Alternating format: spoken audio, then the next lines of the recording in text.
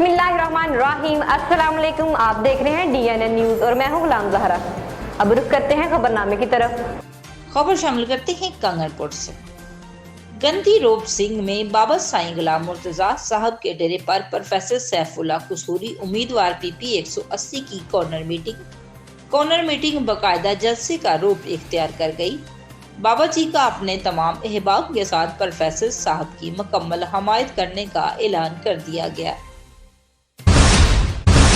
इलाहाबाद मेवाती बरादरी के वफद की प्रोफेसर सैफुल्ला कसूरी उम्मीदवार PP 180 से उनके डेरे पर मुलाकात, सियासी हवाले से मुकम्मल साथ चलने की यकीन दहानी।